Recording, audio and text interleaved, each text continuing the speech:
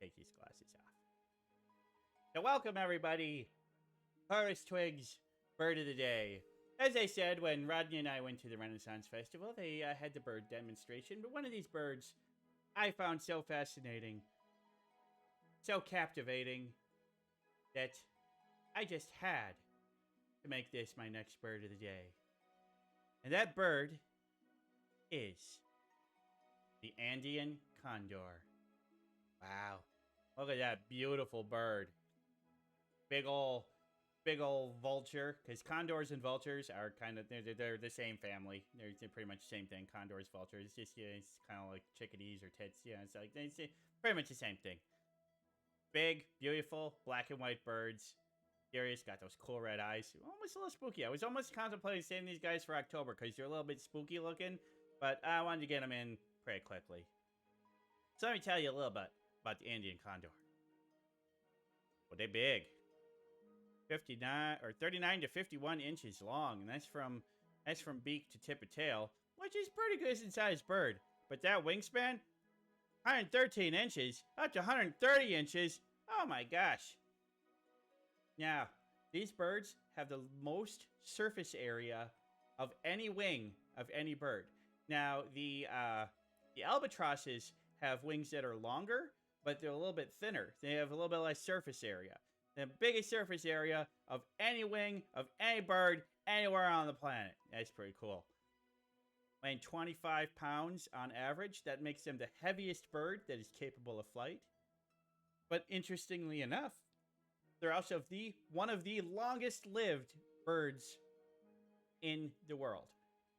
Up to 50 years in the wild. 50 years in the wild is pretty good. That's like, I mean, I said one of the longest. You know, they rival parrots. Not quite as long-lived as a lot of species of parrots, but boy, they're up there. And they've, one in captivity lived up to 80 years old. So that's pretty good. Pretty long lives for birds. Not bad at all. Good long-living birds. And they are in the order Accipitriformes, which is actually the same order in which you're going to find hawks and eagles. But it's when you break it down into the family, you've got your condor and vulture family, which is Cathartidae. Yeah. And as you see, their genus is Vultur gryphus. So they're, you know, well, you can see a bit of the name vulture there in their genus name. And even though they're called a condor, they are, you know, it's called vultures, condors. You can pretty much blend them together. As you can see there, why are they called the Andean condor? Well, if you happen to know, that yellow, you know, ridge there is just kind of like a mountain range there. It's known as the Andes.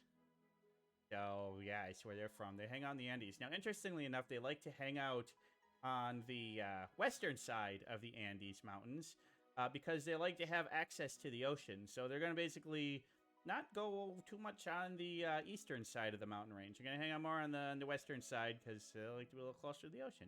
And it's what they do. So, I was talking about how big they are. Yep, they're the largest land bird in the world that is also capable of flight. So obviously, they're not as big as your emus and cassowaries, and ostriches. But for birds that can fly, biggest bird in the world that can fly. Although it's like, okay, in terms of bigness, it's debatable with some of the, you know, because like, what are your metrics for largestness? Because there are definitely some albatrosses that are longer and bigger wingspans, but they don't weigh as much. But they're seabirds instead of land birds. So, okay, biggest land bird that can fly. It gets a little hairy. It's like, okay, what's the biggest X? Well, it depends on what your criteria is. Now, the thing is that they are capable of flight. They're not really the best or most graceful flyers. I mean, we saw a peregrine falcon flying around. Ain't no way one of these guys is going to be doing any moves like that. But the thing is like, you know, they're not hunters. They're condors. They're scavengers. They soar around looking for dead things and they go down and eat it. They will eat alive things every now and then if they can get their hands on it. But, you know, they're not really hunters, so they don't need to have fancy flying. Most of their flying includes just catching those good winds and soaring along through the sky, gracefully, smoothly. But they often will like fly up. They like high up in the mountains or like high perches and stuff.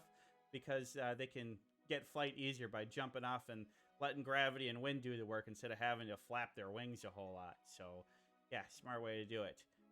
Now, these idiots, they don't like building nests.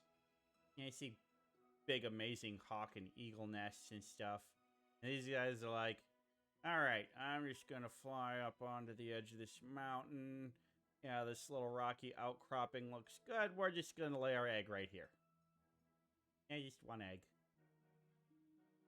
Sometimes they'll have 2 eggs in a clutch, but it's pretty rare. Usually only 1 egg at a time. And on top of that, they usually skip over a year. So they usually only have 1 young every 2 years for every couple. Now, when you're living to 50 years old, then that means like a mating pair can still have, you know, over 20 chicks. So a mating pair can still well outproduce their own lives. So, and they're doing all right. They are endangered, but, you know, it's not super serious for them yet. But, you know, they're facing the same challenges every other birds are. Interesting, both of the parents will incubate and raise the chicks. So now, oftentimes it's like the female will incubate while the male goes and gets food, but then both will help raise it. But this one, nope, the males will be like, hey, baby, you want to go there's good old dead deer over there. You want to go eat it? I'll just sit down here. Because that's like a lot of the food they eat with the, you know, scrap, you know, and the carrion and stuff. It's not as easy for them to bring it up to the nest. So, yeah, they've kind of had to have both parents be, you know, to that. But, yeah, they usually find a mate at, you know, 3 to 4 years of age. And they will stick with that mate until one of them dies. And if they're young enough, then they'll continue to, then they'll find a new mate, but then they'll stick with that mate for the rest of their lives. So yeah, good birds. I like good monogamous birds. Very nice.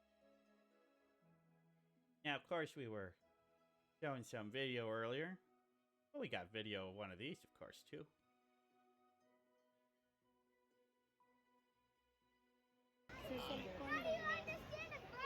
When Storm was in the egg, It is Storm. Her name is Storm.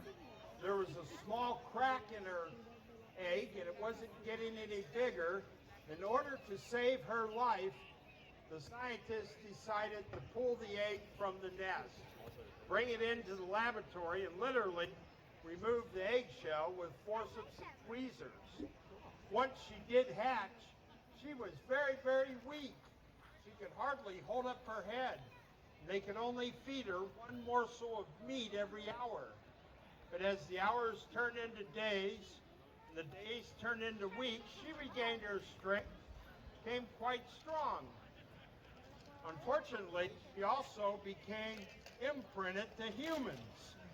In other words, she doesn't know she's a condor. She thinks she's one of us. In fact, she thinks I'm her mate. Yeah, she's messed up. Yeah. Yeah, apparently birds can think that humans are their mates if they get imprinted. But it's just like, yeah, so, yeah, kind of an interesting story there where they rescued the bird. But, you know, basically, in order for Storm to have a chance at living, Storm had to be raised around humans and never really had a chance to be reintroduced to the wild. But luckily, Storm has had a nice, long, and storied career of educating human beings about birds, and Storm has even appeared on both Jay Leno and David Letterman back in the 90s. Yeah, and she's that old. She's an old bird. Yeah, Storm was a cool bird, and it's amazing to appreciate just how big they are when you can see them up close and personal. That was pretty neat. I really like that a lot. So one of the things that Storm helped teach me is that the Andean condor was crucial in the survival of the California condor. Back in the 1970s, due to DDT and environmental loss and hunting, the California condor was down to fewer than 50 adults left in the world. That's not good. They were literally on the verge of extinction. And so the ornithologists and the scientists, they decided, it's like, what can we have to save this beautiful species, but what can we do? Well, it turns out the Andean condor are their closest living relatives. Very similar species. They are different species, but it's pretty close. It's kind of like the difference between a carrion crow and an American crow. Technically different species, but they're pretty close together. So what they did is they ended up going down to South America and doing a lot of good studies on the Andean condor and talking about, and especially there was a lot of them that were in zoos and conservatories in South America. And so they, studied how do we get the California condor in captivity to thrive and also reproduce. And it was a lot of study, a lot of hard work being done, and things got pretty serious for the California condor. But thanks to the study of the Andean condor and a lot of what they learned of their nesting abilities and just how they, were like every single California condor was brought to the same place. So the entire community was all together. For us, more diverse breeding pool and stuff like that. And it was thanks to the research on the Andean condor that there are now, instead of, less than 50, there are now thousands of California condors. Still pretty endangered, but they have made an incredible recovery, and things are only looking uphill for them. So great job, Andean condors, on helping out your North American cousins. That's pretty cool. That's really, really cool. Good job, guys. Good job. Now these guys can soar pretty high. They like to soar, catch those drafts, and they've been spotted at over a mile in height. It's pretty high. It's a long way to fall. You got fear of heights. Don't want to do that. Now, as for their feeding habits, as I said, they are, they're vultures. They like to eat animals that's already dead. Not too much in the hunters. And these fellas, they like to eat, the bigger the better. So if there's like a big ox or, any of those big giant land animals, that's their favorite thing to eat. And they have big, tough, razor-sharp beaks that are capable of breaking through those thick hides and getting to the juicy insides. Now, I've already mentioned this on my turkey vulture episode, but if you ever wondered, why do vultures always have those bald heads? With the exception of the bearded vulture. But the reason for that is because, well, they break into the hides and they stick their heads right into the body to grab the tasty, tasty meat. But if they had feathers all over their head, then they would get a bunch of gristle and blood and drip and stuff, and it would stick in their feathers, and it would get all stinky and cause bacteria, could lead to infections, and it's all gross. So it's actually much more sanitary and clean for them to have skin. A lot easier to clean skin off than the downy feathers that are usually found on the head of a bird. So yeah, that's why they got it. Now, they are actually pretty social birds. They don't live in too big of flocks, but they can live in flocks of like about, 10 to 20. And within those flocks, they have a social structure.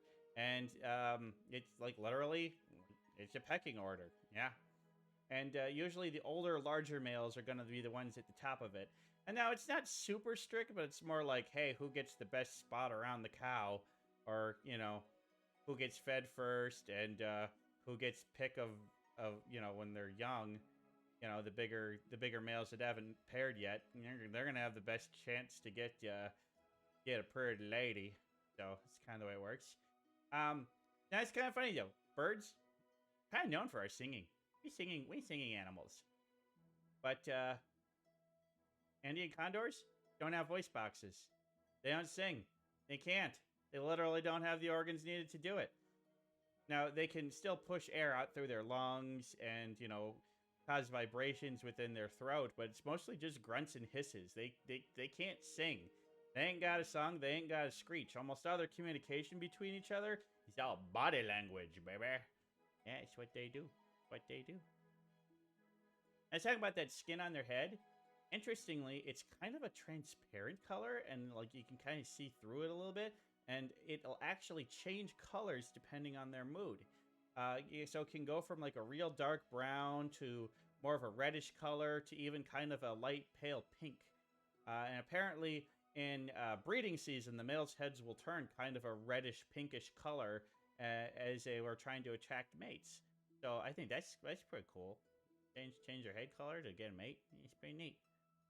Now these birds are obviously very much revered and loved in South America. And in fact, they are the national bird of 4 different countries: Bolivia, Chile, Colombia, and Ecuador. Yay! How about that? Loved by many people.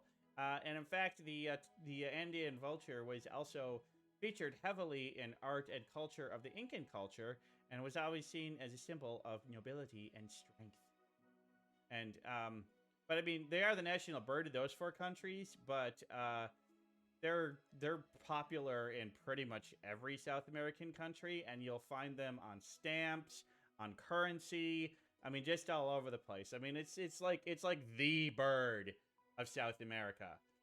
Oh, okay, maybe one of the birds. I mean, I know in the Amazon those parrots kind of have a lock on some pretty cool stuff, but I mean, this is a very important bird culturally, and it's a significant bird. It's very much loved by the people out there. It's protected, and I don't think they have to deal with too much hunting anyway. Really, the biggest threats to them are, habitat loss, because isn't that the fucking story always? Yeah. So what are my thoughts? I gotta say, I really love the Andean condor. They're graceful, they're beautiful, their size, I mean, just seeing one in person, their size is just awe-inspiring. They're an amazing bird. They helped save one of their closest cousins.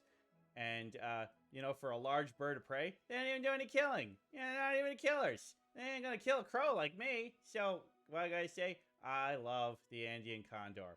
Are they honorary corvid? No. They got the colors. I mean, yeah, they would fit right alongside magpies for sure. They kind of got that dark, mysterious thing. But here's the problem. Here's what makes them not honorary corvids. They're not very smart. They're kind of dumb. That's okay. They can be dumb. But they're close. They're close to. They're honorary corvids, I guess. They're almost there. They're pretty sweet. I like them a lot. I hope you like them a lot. And yeah, if you ever have a chance to see one in a bird sanctuary, I recommend it. Or if you ever visit South America, keep an eye out for these fellas because they're pretty sweet. Yeah, one of my favorite birds of prey. Up there. Awesome. Storm imprinted on a human. How smart. Exactly. Exactly. Imagine liking humans. Anyway, we're going to call this bird of the day